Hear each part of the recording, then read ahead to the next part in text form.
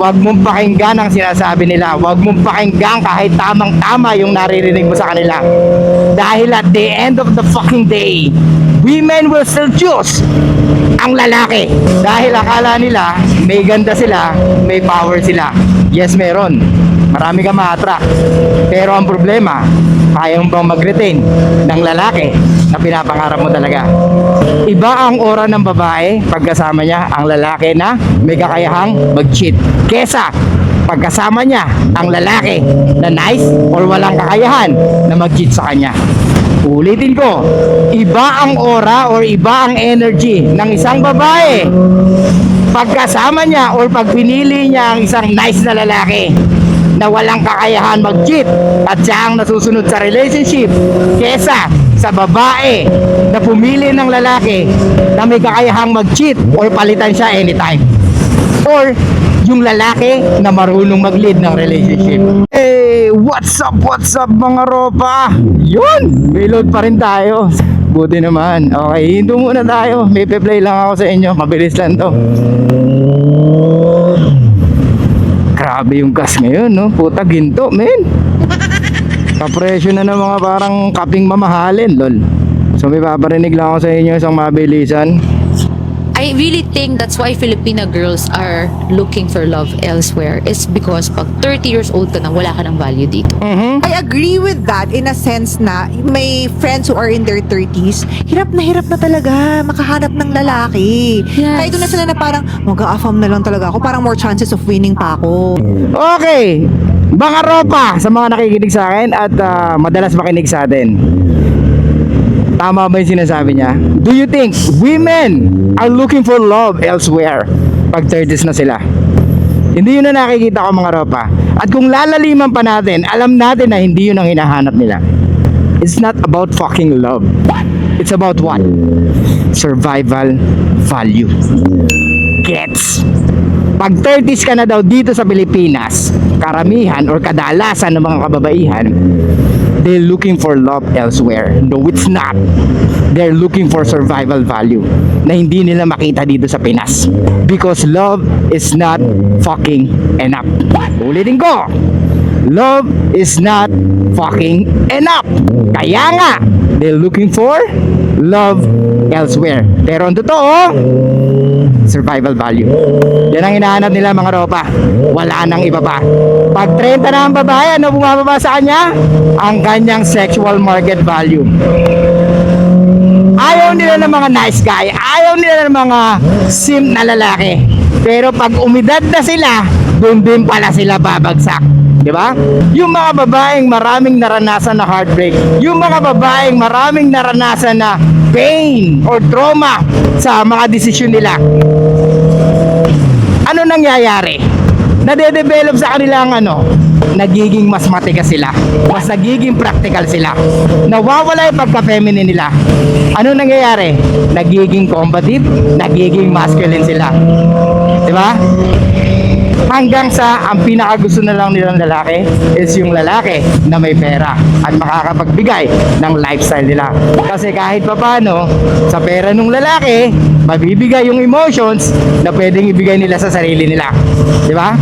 Kasi wala rin naman yung lalaki na gusto ko mukhang hindi ko rin naman makikita, mukhang mahirapan din naman ako mahanap kasi nga may edad na rin ako. Then better find a man na pwede makapagbigay sa akin ng lifestyle na gusto ko. Di ba?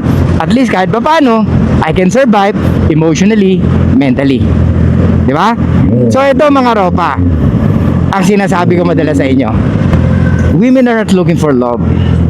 Women are looking for survival value para sa buhay nila. That's why women are evolved to survive. Gets? They will do everything just to survive.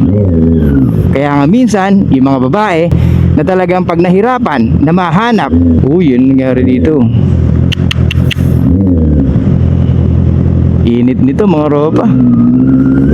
Kaya nga kadalasan ang mga babae na nahihirapan na hanapin yung lalaki na the best, ang ginagawa nila, either they will steal the best man na may asawa or may girlfriend, or papayag sila na maging number 2, number 3, number 4, or number 5. As long as kayang ibigay ng lalaki ang survival value na hinahanap ng babae.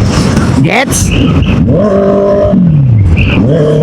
Kaya mga ropa, lupitan natin sa buhay, galingan natin sa buhay, para kahit papaano mapunta tayo sa porsyento ng mga kalalakihan na talagang pinag-aagawan ng mga kababaihan, o yung may value ka na napoprovide, or sa madaling salita, mataas ang value mo, kaya ka pinag-aagawan, or kaya pumapayag yung iba na pangalawa sila, pangatlo sila, or pangapat sila sa buhay ng lalaking pinili nila. Ang gara no? May mga lalaking willing magbigay, magsakripisyo para sa isang babae. Bibigay yung relationship, bibigay niya yung pera niya, ATM niya, di ba? Pagsisilbihan siya habang buhay. Pero bakit hindi yun ang pinipili ng mga babae? Kung totoong talagang hinahanap ng mga babae is yung matitinong lalaki. Di ba? So kaya paano paniniwalaan yung mga sinasabi ng babae na gusto nila ng nice, gusto nila ng gentleman, gusto nila ng lalaki talagang hindi manloloko, hindi cheater. Di ba? Iba ang aura ng babae pagkasama niya ang lalaki na may kakayahang mag-cheat kesa pagkasama niya ang lalaki na nice or walang kakayahan na mag-cheat sa kanya.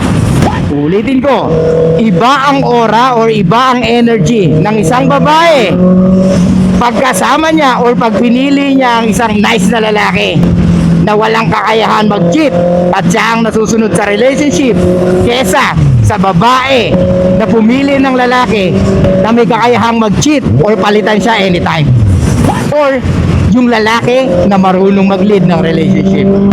Diyan yung makikita ang mga babae, ibang-iba ang energy pag sila ang sumusunod sa lalaki. Gets? Yan ang hindi matanggap ng karamihan. Dahil akala nila may ganda sila, may power sila. Yes, meron. Marami ka ma-attract. Pero ang problema, kaya mo bang mag-retain ng lalaki na pinapangarap mo talaga? Gets? So ano tayo gawin natin dito mga ropa? Huwag mong pakinggan ang sinasabi nila. Huwag mong pakinggan kahit tamang-tama yung naririnig mo sa kanila. Dahil at the end of the fucking day, women will still choose ang lalaki na mas superior, dominante at kayang pasunurin siya, or yung kayang makapagpa-stimulate or arouse ng emotions niya. Okay? So lang guys, thank you so much. I'll see you guys next time. Mainit na tanghali sa inyong lahat. Show love, peace out, and be pa mysterious mga rapa.